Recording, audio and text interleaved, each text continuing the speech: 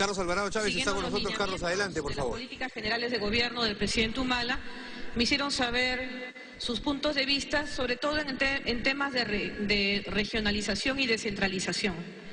Con ellos empecé yo el diálogo, como tiene que ser, por casa.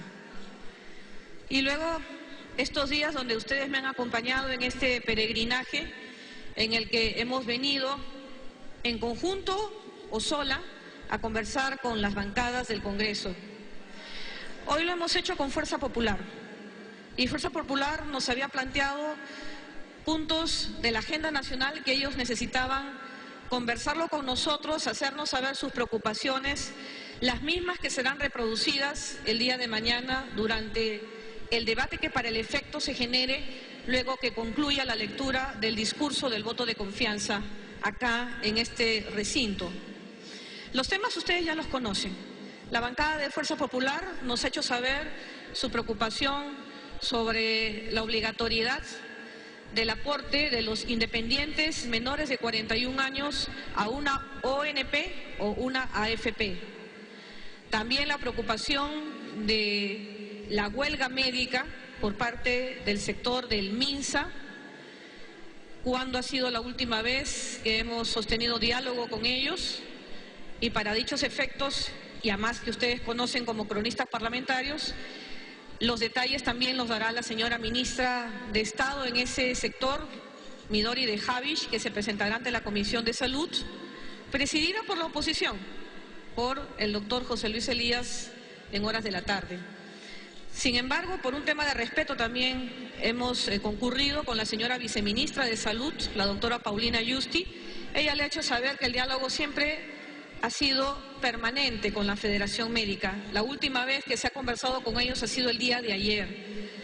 Se le han formulado planteamientos para acercar posiciones porque en más de un 90% ya se había logrado consensos en el petitorio de los médicos para poder levantar esta medida de lucha por parte de ellos, levantar su huelga y nuevamente reincorporarse a sus funciones y especialmente la atención de los pacientes que son las poblaciones vulnerables que se ven afectadas por esta huelga médica en todo el Perú. Es el paciente el más perjudicado y es nuestra obligación como Estado velar por ese paciente, porque hay una oportuna atención médica y continuar salvando vidas. Se le ha hecho un ofrecimiento a la Federación Médica del pago de un bono que será permanente durante el 2015 y el 2016. Ellos están debatiendo al interior, entiendo, de sus bases para ver la procedencia o no de levantar la huelga. La decisión la tienen ellos. Yo quiero más bien utilizar este espacio público para hacerle la invocación a la Federación Médica. Nosotros entendemos perfectamente su plataforma de lucha y entendemos que como gremio tienen que salir al frente en la defensa de sus afiliados. Pero pónganse también del lado de nosotros como Estado. Nuestra obligatoriedad es proteger a los pacientes. La situación especial de una declaratoria de huelga o una medida de lucha siempre va a afectar a una persona que se debate entre la vida y la muerte. El retraso en las citas, la programación de las operaciones son daños muchas veces irreversibles hacia estas poblaciones. Les exhortaría como Poder Ejecutivo, ya que nuestra vocera oficial es la señora ministra de la Salud, Midori de Javish, y hemos tenido un interlocutor aceptado por ambas partes que ha sido el padre Gastón Garatea, en todas estas semanas y días que demanda esta lucha por parte de los médicos del sector salud. Les hago esta exhortación a aceptar esta propuesta que haciendo grandes esfuerzos el gobierno ha determinado ofrecerles para que puedan finalmente retomar sus labores de atención médica. Por favor, acompáñennos en esta reforma de Estado en el sector salud. La escala remunerativa, el aumento en sus ingresos tiene que estar de la mano de la meritocracia y tiene que estar de la mano de precisamente de esta reforma en el área de la salud. Les exhorto como primera ministra a trabajar juntos. Mi periodo como primera ministra recién se inicia y créanme que conmigo, al igual como ha sucedido con otros primeros ministros, siempre existirá el diálogo y siempre la institucionalidad. Así como nosotros no pretendemos entrevistarnos con dirigentes que no sean los representantes legales o autorizados de la Federación Médica para ver este tema en conflicto, nosotros también designamos en su momento a la ministra de Salud, Midori de Javish, como la interlocutora válida en estas conversaciones a fin de poder llegar a los consensos necesarios por el bienestar de los pacientes. Son los pacientes los más perjudicados. Conmigo siempre existirán, hablo en nombre del gabinete ministerial, estas políticas de puertas abiertas, como lo estoy manifestando acá, en este diálogo franco y sincero que vengo sosteniendo con todos los representantes aquí en el Parlamento de la República.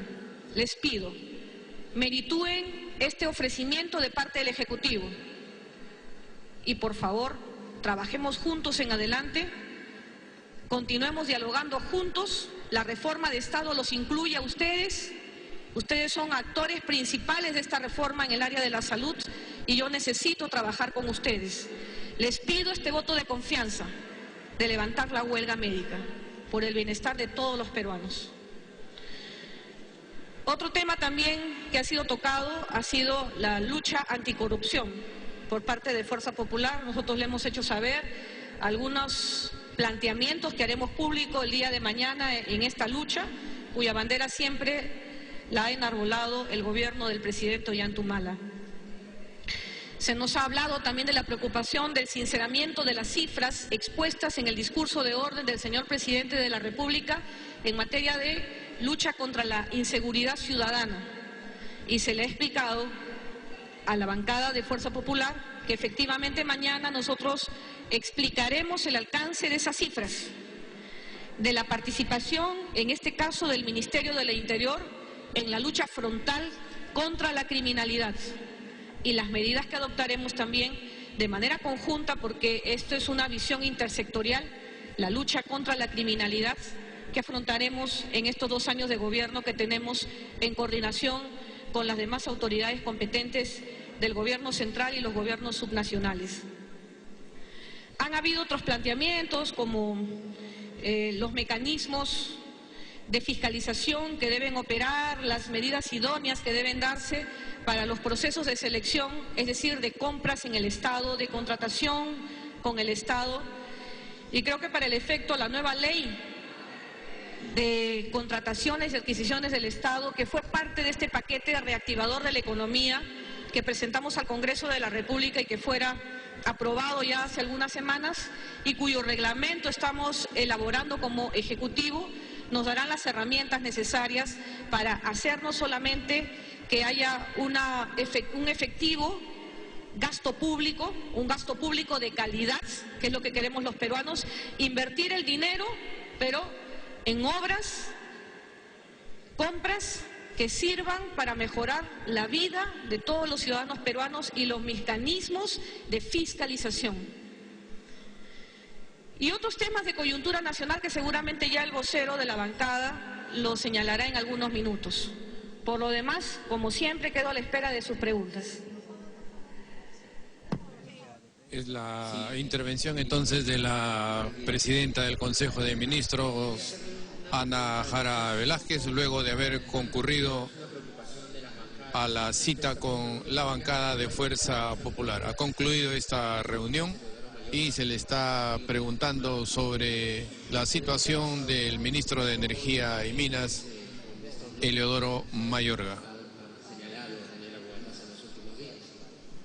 ¿Habrán cambios en el gabinete?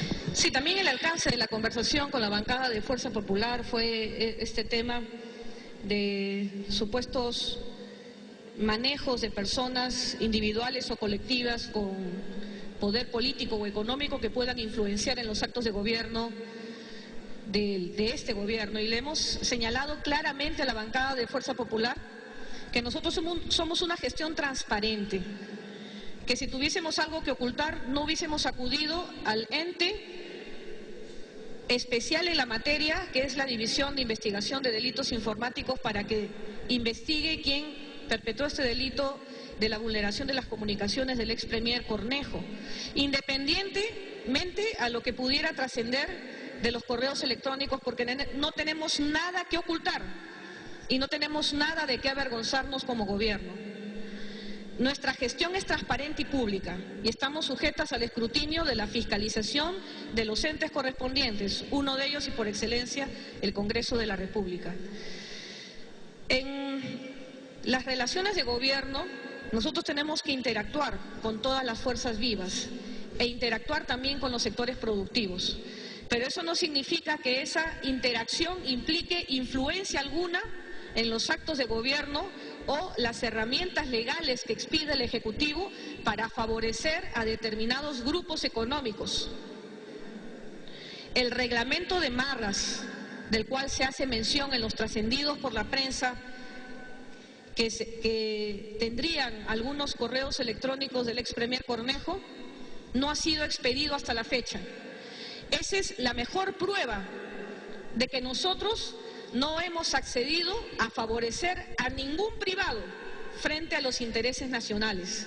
El reglamento está todavía en revisión, está sujeto al análisis, está sujeto al debate con la mirada interdisciplinaria que para el efecto se requiere, no solamente del sector ambiente, de energía y minas y otros que deban aportar, y obviamente también los sectores involucrados en este tipo de actividades productivas. Pero el reglamento al día de hoy no se ha promulgado. A los congresistas, a ustedes seguramente que son titulares de cuentas de correos electrónicos, les debe llover infinidad de correos, de todo tipo, desde los comerciales, desde los spam, solicitudes, pedidos, pero el asunto está en acceder a ellos.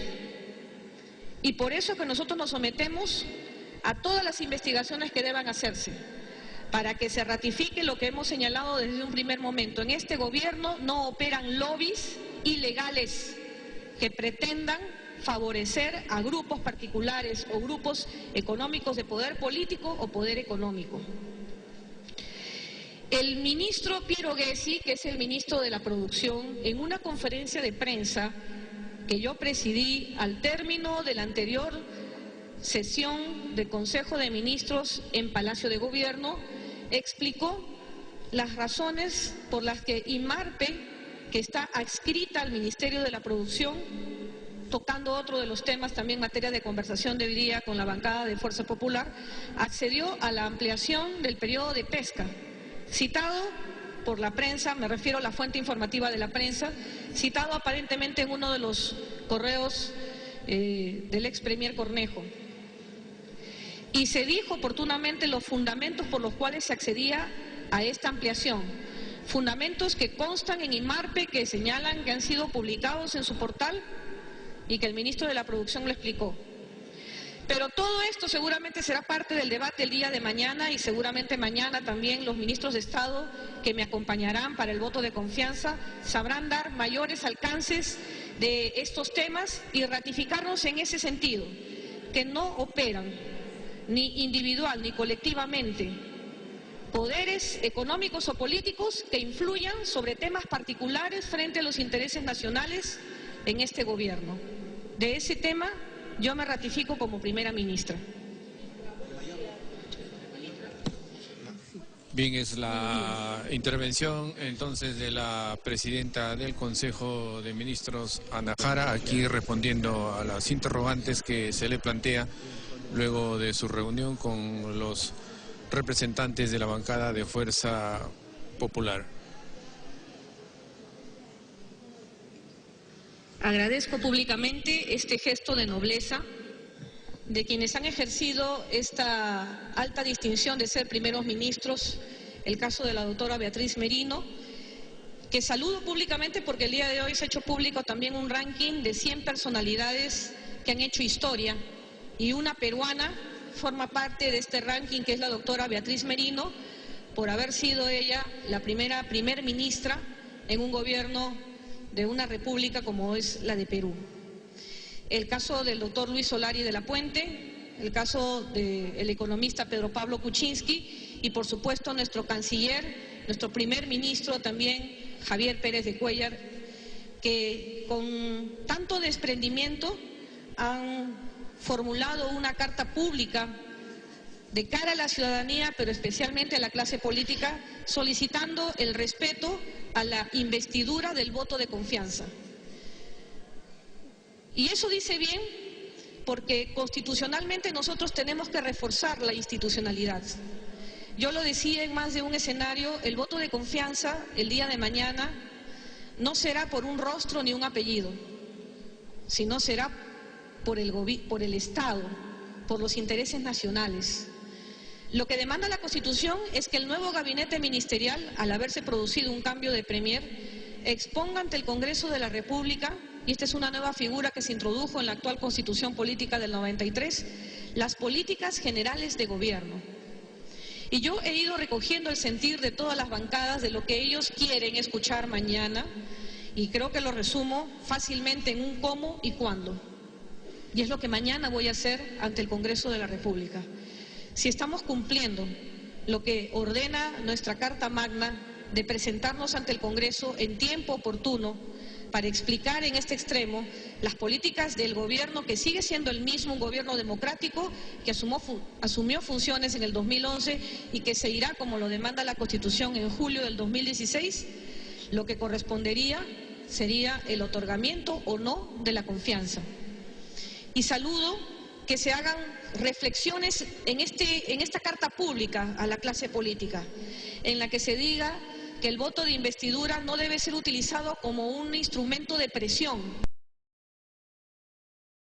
Las demandas sociales son muchas, pero un gobierno tiene que abocarse a solucionar especialmente los problemas de mayor urgencia y aquellos donde establezcamos medidas a mediano, corto y largo plazo, como las reformas de Estado que ha emprendido este gobierno y las megaobras que estamos dejando para la posteridad, seguramente en el aniversario de nuestra independencia, en el bicentenario, en el 2021. Y las reflexiones que hace la doctora Beatriz Merino, el economista Pedro Pablo Kuczynski, el doctor Luis Solari de la Puente y el doctor Javier Pérez de Cuéllar, en el sentido que esta es una muy buena oportunidad para que el Perú, a través de sus representantes en el Congreso, conozcan cuáles son nuestros planteamientos, nuestras metas y qué estamos ofreciendo de cara a los próximos 2 años como gobierno constitucional para crecer con bienestar en favor de todos los peruanos y peruanas. Celebro este gesto democrático. Nunca me imaginé recibir, desde el punto de vista de la institucionalidad del voto de confianza, un respaldarazo de 4 eminentes personalidades que han ejercido en distintos gobiernos el cargo de presidentes de Consejo de Ministros. Agradezco ese gesto y lo único que hace es comprometerme para trabajar de una manera mucho más esforzada, más colectiva, porque este trabajo es en equipo. Somos 19 ministros de Estado, un presidente de la República que nos traza los lineamientos de gobierno, un Congreso de la República que nos apoya en las reformas de Estado y también obviamente en la parte de fiscalización, y los demás poderes públicos que hacen otro tanto en favor del bienestar nacional. Buenos días. De Milax Televisión. En general, a todas las bancadas les preocupa. Bien, hay algunos inconvenientes. Sí, buenos días. En general, a las bancadas les preocupa el tema de las medidas reactivadoras de la economía pendientes, debido al frenazo al que ha llegado nuestra economía al punto del 0,3% de la producción en junio. Nos gustaría saber mañana qué peso tendrán el lado económico en su discurso de presentación de su política de gobierno. Sí, le agradezco la consulta. Nosotros nos hemos comprometido y hemos adoptado las medidas necesarias para reactivar la economía a fin de que ya en este segundo semestre del ejercicio anual 2014 nuevamente retomemos ese crecimiento económico que hemos tenido en los últimos años. Y estoy convencida que las medidas adoptadas y el paquete legislativo que está acá en la sede del Congreso de la República nos ayudarán a que cerremos este año con un crecimiento del 4% y en el ejercicio siguiente del 2015 retomar ese crecimiento galopante de no menos del 6% de nuestro Producto Bruto Interno. ¿Qué importancia y qué peso tendrá el tema de las medidas económicas dentro del discurso de investidura? Un papel preponderante. Así como nos vamos a enfocar a decirle al Congreso de la República cómo y cuándo aterrizaremos con todos los ofrecimientos que ha hecho el señor Presidente de la República en los ejes de educación, salud, seguridad ciudadana. Y lo que yo he señalado también afrontaré, que es la lucha frontal contra la corrupción y el destrabamiento de todos estos impedimentos que no nos han permitido seguir creciendo en materia de inversiones privadas. Tendrá seguramente muchos anuncios que satisfacerán a la población peruana. Todos queremos crecer. El televidente que me está viendo, el oyente que nos sigue a través de la radio, los que nos están siguiendo a través de las redes sociales y mañana a través de la prensa escrita, lo que le interesa saber es: estoy a punto de comprarme un vehículo, estoy a punto de comprarme mi carro. Todo dependerá del discurso de la primera ministra mañana si lo hago o no. Estoy a punto de emprender un pequeño negocio. Todo dependerá de lo que la ministra Jara mañana, en representación del Poder Ejecutivo, señale ante el Congreso de la República. Estoy a punto de comprarme una casa, porque estamos hablando de la nueva clase media emergente. Y mi papel es reforzar esa confianza en la ciudadanía, que estamos yendo por buen rumbo. Esa confianza en el empresariado de que sí puede seguir siendo, como lo es el Perú, un puerto seguro para las inversiones, un país con reglas económicas claras, un país que las diferentes centrales mundiales, que son las que ven y analizan la economía y nuestra macroeconomía del Perú, señalan que el Perú continuará liderando el crecimiento económico en la región. Esas calificadoras de riesgo internacional son las que el día de mañana le dirán a esa nueva clase media emergente que sí puede seguir confiando en este país, que necesitamos dinamizar las inversiones, que nos enfocaremos a la concesión de estos proyectos vía alianza público-privados, vía obras por impuesto, al propio gasto público que tenemos que hacer los sectores, que tenemos un presupuesto que ejecutar en obras de calidad y que eso también dinamizará la economía. Continuar con este consumo de los hogares que también dinamizan la economía y reforzar la articulación de acciones en torno a la agenda de competitividad y el reciente aprobado Plan Nacional de Diversificación Productiva. Sí tendrá un peso relevante el tema de las inversiones y las medidas económicas que van a continuar en ese mismo norte de este país, de seguir liderando el crecimiento dentro de la región, y nuestro compromiso que estas medidas económicas generarán los empleos que se necesitan, y seguiremos apuntando en la formalización del empleo privado, del empleo como una herramienta eficaz de inclusión social. Finalmente, mañana a las 9 horas yo debo retornar al Congreso para el voto de investidura, y nuestro discurso tendrá esas aristas: salud, educación, seguridad ciudadana, lucha contra la corrupción y un capítulo especial dedicado para las inversiones. Gracias, señores.